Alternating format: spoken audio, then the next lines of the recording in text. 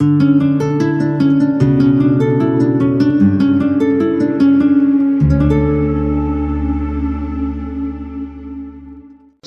की दूसरी किताब, दूसरा सलातीन, उसका चौथा बाब, उसकी पहली आयत से। और अंबियाजादों की बीवियों में से एक औरत ने एलीशा से फरियाद की और कहने लगी कि तेरा खादम मेरा शौहर मर गया है और तू जानता है कि तेरा खादम खुदावंद से डरता था।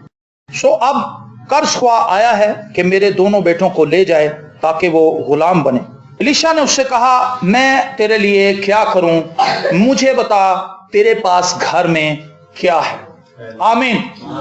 एक मुसीबत ज़दा औरत है, ये खुदा के खादम, खुदा के नबी के पास आती है और ये अपनी मुसीबत बयान करती है, अपना बैकग्राउंड बताती है कि मैं भी एक नबी की बीवी हूं और मेरा शौहर मर चुका है और उसके मरने के बाद मुआशी तौर पर बदहाली आई खानदान पर और हम कर्ज के नीचे दबते चले गए और कर्ज इतना ज्यादा चढ़ गया कि अब कर्ज ख्वा आके मेरे बच्चों को ले जाना चाहते हैं और मैं बड़ी परेशान हूं, मेरी इस मुसीबत को हल किया जाए और मुझे बताया जाए कि मैं क्या करूं।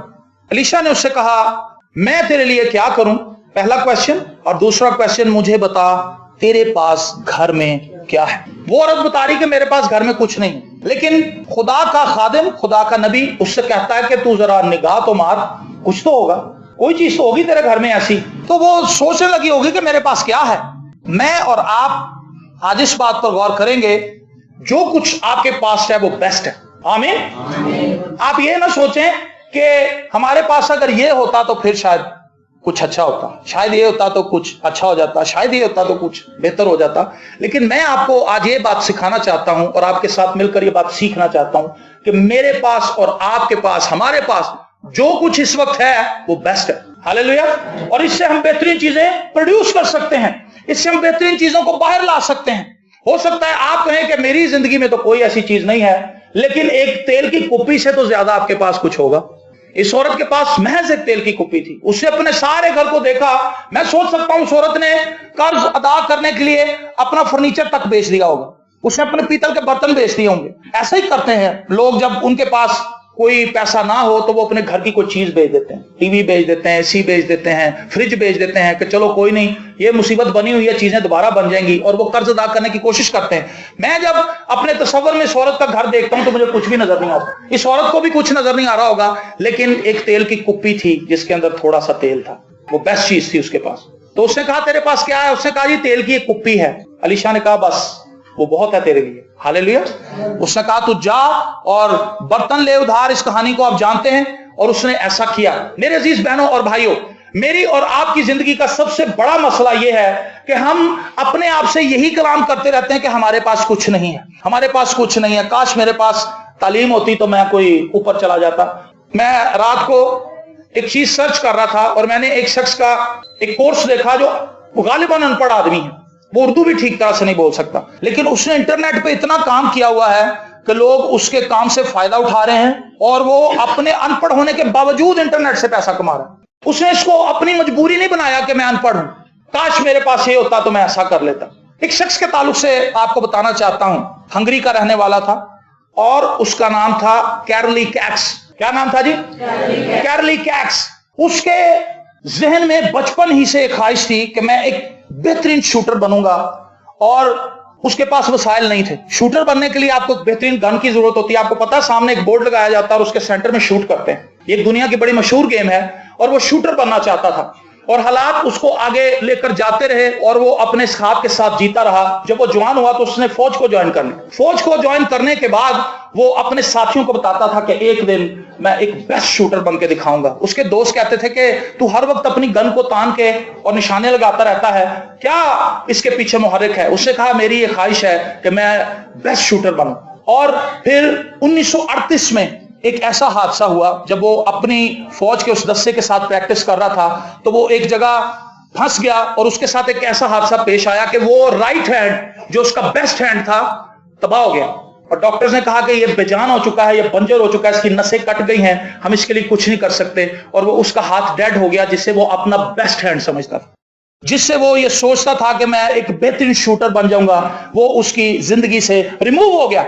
वो सोर्स जिसको वो अपनी बेस्ट सोर्स समझता था उसकी लाइफ से निकल गई और आप सोच सकते हैं कि वो कितना परेशान हुआ होगा। इतने साल उसने अपने राइट हैंड से प्रैक्टिस की और उसका लेफ्ट हैंड इतना बेकार था कि वो उससे लिख भी नहीं सकता था शूट उसने क्या करना था। लेकिन जब डॉक्टर्स ने उसे टोटली तौर पर नाउमीद करा दिया तो उसने हिम्मत नहीं हारी। बाइबल मुकद्दस में लिखा है, जो नेमत मेरे हाथ रखने से तुझे मिली है, पौलुस रसूल तीमुथियुस को ये फरमाते हैं कि जो नेमत मेरे हाथ रखने से तुझे मिली है उसको चमका दे। जो कुछ आपके पास है उसको पकड़े, जो कुछ आपके पास है उसको इस्तेमाल करें, जो कुछ आपके पास है उसको लेकर आगे आए, ताकि जो कुछ खुदा ने आपके अंदर रखा है लोग उसे देख सकें।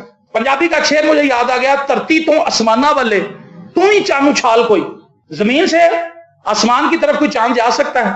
धरती तो आसमाना वाले तू ही चांद उछाल कोई, दस दे अपने अंदर रखना है जे तू कमाल कोई। धरती तो आसमाना वाले तू ही चांद उछाल कोई, कि अगर तेरे पास कुछ है तो दिखा भाई, अपना चांद निकाल बाहर, लोगों को बता कि तेरे पास क्या है।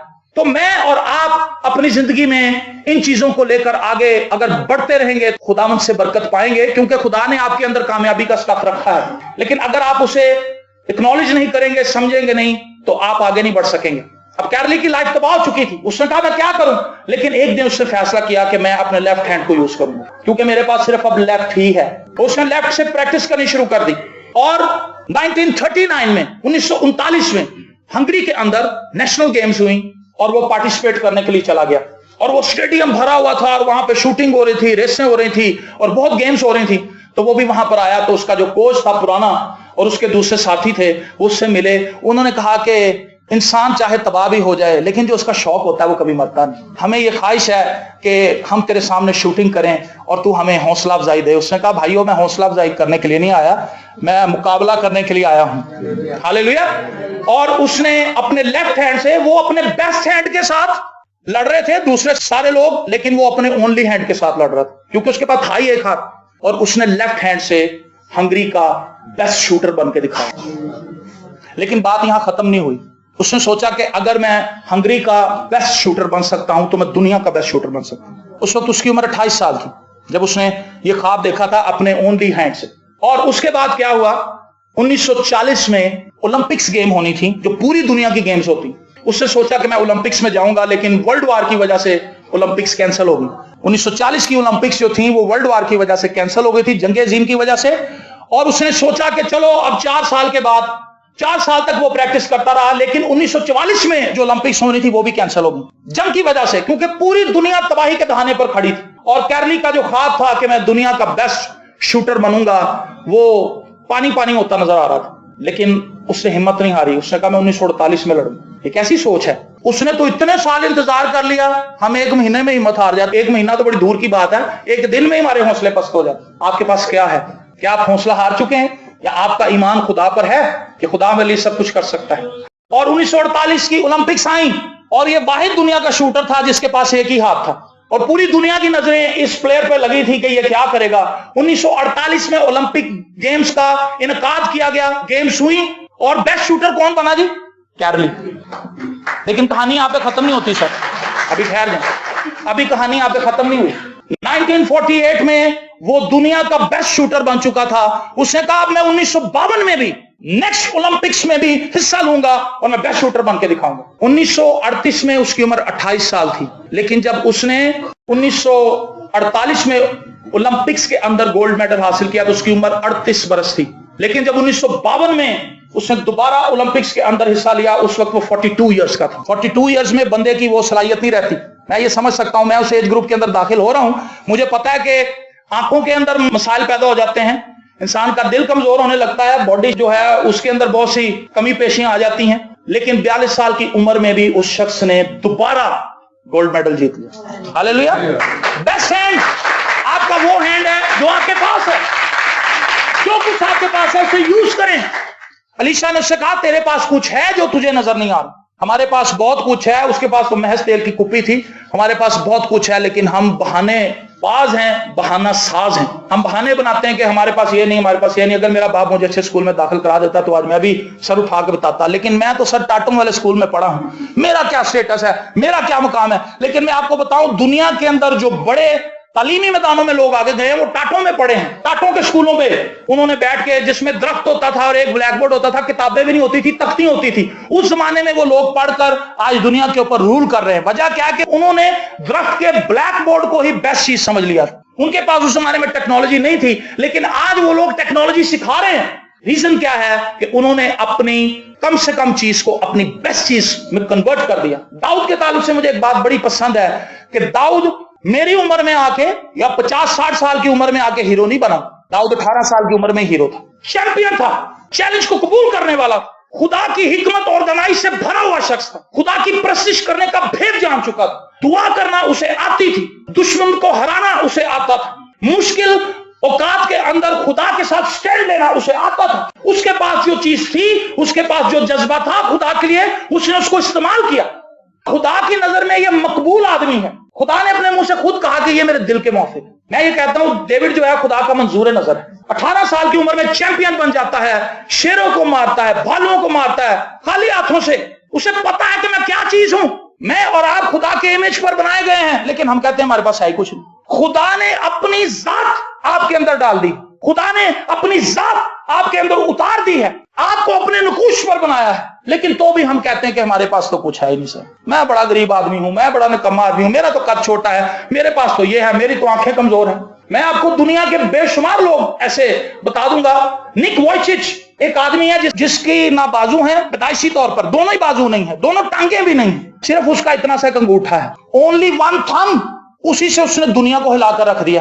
निक वॉयचिच, अगर आप नेट यूज करते हैं, जाएं उसको सर्च करें, यूट्यूब पे भी है, गूगल पे भी है, सब जगह पे आपको मिलेगा। एक अंगूठे से बंदा कमाल कर रहा है। वो उसे पता है कि मेरे पास है ही एक अंगूठा, उससे नेट भी चला रहा है, उससे लेक्चर भी दे रहा है, टेबल के ऊपर उसको खड़ा कर देते हैं। अब खड़ा किसने होना है, खड़ा किस पे होगा, टांगे तो है ही नहीं, लेकिन वो उससे एक ही अंगूठे से वो चलता है, एक ही अंगूठे से जंप मार के सीढ़ी भी चढ़ जाता है।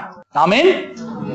आपको कुछ समझ आ रही बात? आपके पास बहुत कुछ है, आपके पास 4 अंगूठे हैं, 2 हाथों के हैं, 2 पैरों के हैं, 10 उंगलियां हैं आपके पास, 2 बाजू हैं, 2 टांगे हैं, उसके पास सिर्फ एक अंगूठा है, लेकिन वो खुश है कि मेरे पास एक ही अंगूठा है, बहुत है जिंदगी गुजारने के लिए। हमारे पास सब कुछ है, लेकिन हमारे मुंह पे 12 बजे हुए हैं, उदासियां, एक दूसरे को देखते हैं, परेशान है, खुशहाली कहीं है ही नहीं। तेरे पास क्या है? आपके पास मायूसी है या आपके पास उम्मीद है? आपके पास यीशु है तो फिर नाउमीदी कैसी? बेस्ट चीज तो आपके पास है।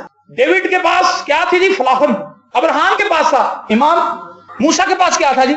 असाब, एक ही डंडा, और उसने पूरे मिस्र को आगे लगा दी। मिस्र की पूरी ताकतें उसके आगे घुटने टेक गई, सिर्फ एक डंडा, एक असा।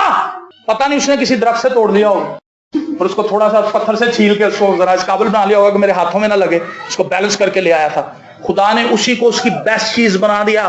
क्या आप कभी तसव्वुर कर सकते हैं कि किसी लकड़ी से ऐसे बढ़ाया जाए और समंदर 2 हिस्से हो जाए? खुदा ने उसको वो हिकमत दी थी, खुदा ने उसे वो कलाम दिया था कि इस डंडे को पकड़े रख, और उसने उस डंडे को पकड़े रखा। उसका असा जो था वो पावरफुल था, क्योंकि उसके पास वही था, वो सिर्फ वही लेके आया था वापस। जब गया था खाली हाथ गया था, लेकिन जब वापस आया तो बीवी बच्चे थे और साथ वो असा था। रूत के पास क्या था? ताबेदारी थी और मोहब्बत थी, और कुछ नहीं था उसके पास। ताबेदार औरत थी, मोहब्बत थी उसके पास, 2 चीजें थी। उसने उसको इतना बढ़ाया कि बाइबल मुकद्दस में उसका जिक्र है, और दुनिया की बेस्ट बहू है। आमीन। मैं और आप जो कुछ आपके पास है उसको बढ़ाते जाएं, बढ़ाते जाएं, इस्तेमाल करें। अगर आप दूसरों से मोहब्बत कर सकते हैं, आप मोहब्बत करें। कईयों के अंदर ये चीज फितरी तौर पर मौजूद होती है कि वो दूसरों का बड़ा ख्याल रखते हैं। किसी को प्यास लगी हो, फौरन वो कहते हैं सर मैं पानी दूं आपको, वो पानी पिला देते हैं। कोई सौदा लेके आ रहा हो, फौरन वो पकड़ लेते हैं। हर बंदा नहीं ऐसे करता, लेकिन कुछ लोग करते हैं। इट्स मीन कि ये उनकी बेस्ट चीज है, इसको उन्हें सपोर्ट करना चाहिए, उस चीज को मजीद आगे बढ़ाना चाहिए। तेरे पास घर में क्या है?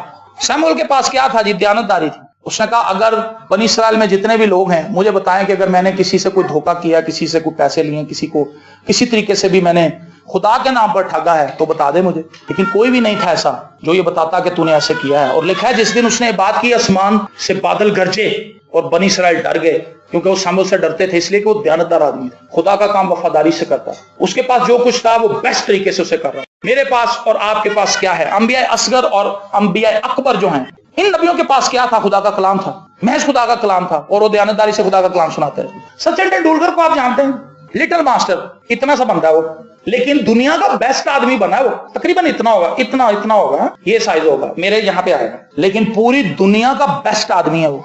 इन क्रिकेट 34,000 से ज्यादा स्कोर उसने किए हैं, दुनिया का वाहिद प्लेयर है जिसने 100 सेंचुरियां बनाई टेस्ट में और ओडीआई क्रिकेट में, और दोनों मीडियम्स के अंदर 15,000 से ज्यादा रन बनाए उसने। और 1988 में जब पाकिस्तान आया था तो वो कारी उसने बाउंस मार के उसकी हड्डी तोड़ दी थी यहाँ से, और वो गिर गया था। उस दिन वो कह सकता था कि भाजी मैंने स्ट्रेचर से पाके ले जाओ, बस मेरी तो हो गई थी। छोटा सा आया था ग्राउंड में, सब लोग हंस रहे थे कि ये क्या बच्चा सा आ गया, 16-17 साल उम्र थी उसको। बेस्ट 16 के जो प्लेयर थे उनमें से वो निकल के आया, लेकिन उसने कहा जब उसकी हड्डी टूट गई, नाक से ऐसे फुहारे निकल रहे थे, उसको अंदर ले गए।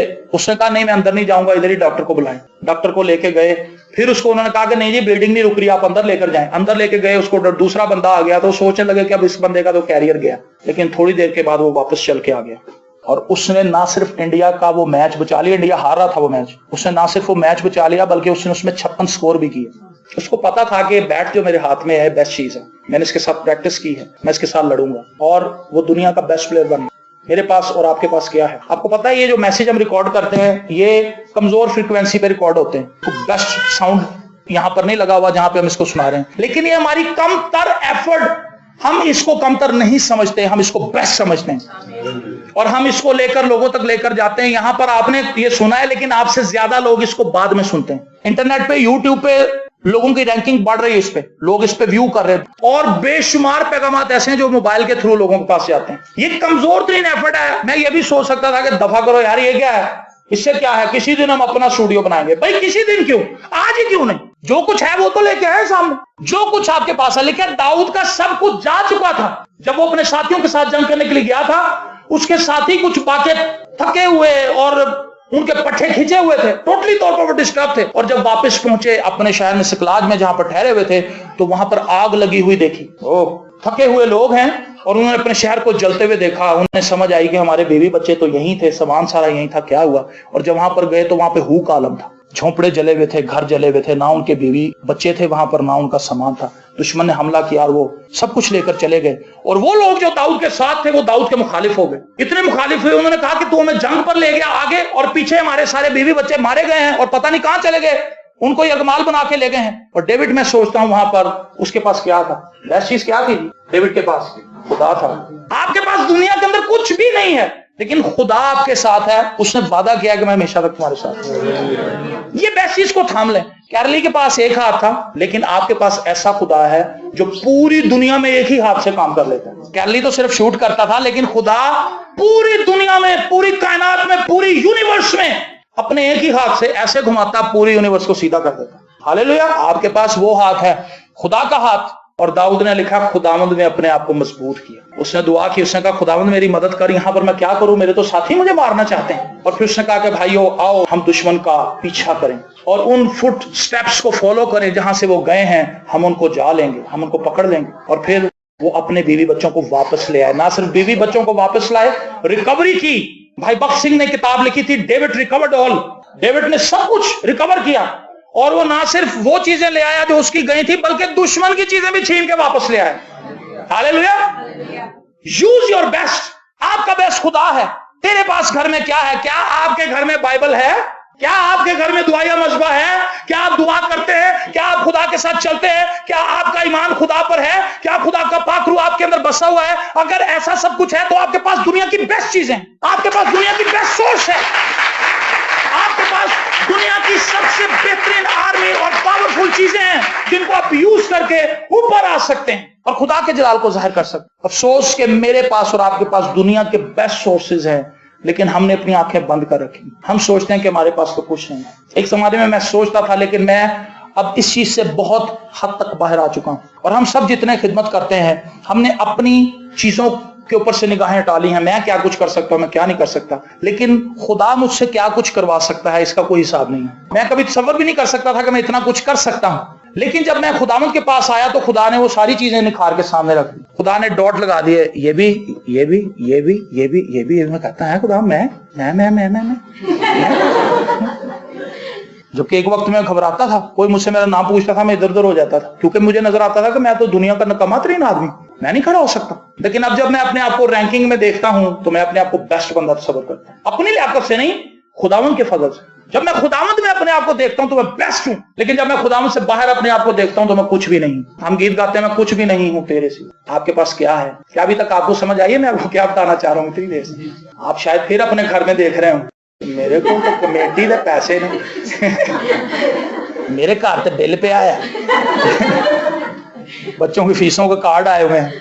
आपके पास बेस्ट खुदा है, बेस्ट चीज है। हालेलुया। और अगर हम बेदिल नहीं होंगे तो हम वक्त पर, ऐन वक्त पर काटेंगे। मैं आपको सिर्फ ये कहना चाहता हूं, खुदावंद के साथ जुड़े रहें। आपकी जिंदगी के कोई भी मसाइल हैं, कुछ भी है, खुदावंद उन्हें सॉल्व करेगा, लेकिन आप महज एक चीज को पकड़े रखें और वो खुदा खुद है। खुद है, खुदा है, आप उसको थामे रहें। हर रोज खुदा के साथ चलें। मैं यीशु के नूर में साथ चलूंगा, ये बहुत खूबसूरत गीत है। दिन रात हो मैं चलूंगा, मौसम बदल जाए मैं चलूंगा, दुश्मन मेरे खिलाफ हो जाए मैं चलूंगा, मेरे अपने मेरे खिलाफ हो जाए मैं चलूंगा, चाहे मुझे कोई मुंह ना लगाए मैं फिर भी चलूंगा, चाहे मेरी जेब में से पैसे खत्म हो जाए मैं फिर भी चलूंगा, चाहे मैं अमीर आदमी बन जाऊं मैं फिर भी चलूंगा, मैं बिस्तरे मर्द पर आ जाऊं मैं फिर भी चलूंगा, मैं खुदावंद के साथ चलूंगा। हालेलुया।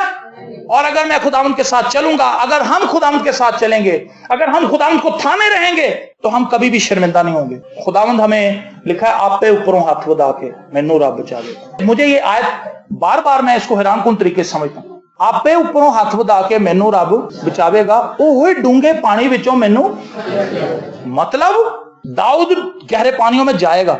आपकी लाइफ के अंदर ये मसाइल आएंगे, आप ऐसी खाइयों के अंदर गिर जाएंगे जहां पर आप नाउमीद हो जाएंगे, लेकिन वाहिद आस खुदा की। मैंने बहुत से ऐसे लोगों से मुलाकात की इन सालों में जो इंतहाई कर्ज के दबदबे में, एक वक्त मेरे पे भी आ गया था, मैं बड़े कर्ज के अंदर था, लेकिन खुदा ने मुझे उस कर्ज से निकाला। पादी साहब ने अपनी कई दफा गवाहियां शेयर की हैं क्रेडिट कार्ड्स के हवाले से, तो पता नहीं लाखों के हिसाब से इन पे कर्जा चढ़ गया, लेकिन खुदावंद उनमें से निकाल लाया। दाऊद कहता है, जब मैं गहरे पानियों में जाऊंगा, आप पे ऊपरों हाथ खुदा के मैनू रब बचावेगा, ओही डूंगे पानी विचों मैनू खिंच ले जाएगा।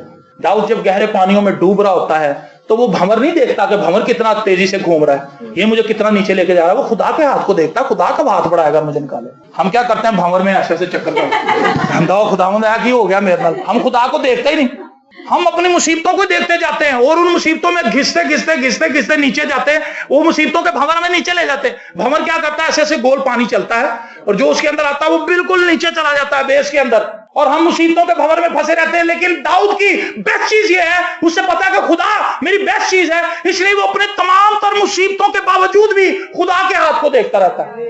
ज़बूर 18 की खूबसूरत आयत है, ये हमारे मजमून को बेहतरीन तरीके से सपोर्ट कर रहा है। ये ख्याल, आपकी बेस्ट चीज खुदा है। अगर वो दाऊद की बेस्ट चीज थी तो मेरी और आपकी भी है। पौलुस रसूल कहता है, हमने तो अपने आप को मरा हुआ ही समझ लिया, लेकिन खुदा शेरों के मुंह से भी निकाल लेता है। हालेलुया। सो अगर खुदावंद आपके साथ है तो आपके पास बेस्ट चीज तो है जी। अगर अब मैं आपसे पूछूं कि आपके पास क्या है तो आप क्या कहेंगे? अब गॉड ब्लेस यू, खुदावंद आपको बरकत दे। अपनी जिंदगी में इस चीज को कभी मत भूलिए। उस औरत के पास तेल की कुप्पी थी, लेकिन मेरे पास और आपके पास वो है जो तेल ऊपर से भेजता है। आमीन। उसके पास महज तेल की कुप्पी थी, लेकिन जो तेल पीछे से भेज रहा है मेरे पास और आपके पास वो है। खुदा को किसी ने नहीं देखा, यूहन्ना की इंजील उसका पहला बाब उसकी 18वीं आयत, खुदा को किसी ने नहीं देखा, लेकिन इकलौता बेटा जो बाप की गोद में है उसने जाहिर किया। खुदा को कोई नहीं जान सकता जब तक कोई मसीह के पास ना आए, जब तक कोई मसीह को अपना शख्सी निजात दहिंदा ना मान ले। ये क्रिसमस एक ऐसा क्रिसमस है जिस पर हम ये दावा कर सकते हैं, हम इस पर स्टैंड ले सकते हैं, हम इस पर खड़े हो सकते हैं कि खुदावंद मेरे पास है, मैंने खुदा को देखा है। खुदावंद यीशु मसीह ने कहा, क्या तूने अभी तक फिलिप्पस खुदा को नहीं देखा? कहने लगा, खुदावंद तू हमें दिखा जरा, बाप को दिखा। उसने कहा, क्या तूने अभी तक बाप को नहीं देखा? जिसने मुझे देखा उसने बाप को देखा। हालेलुया।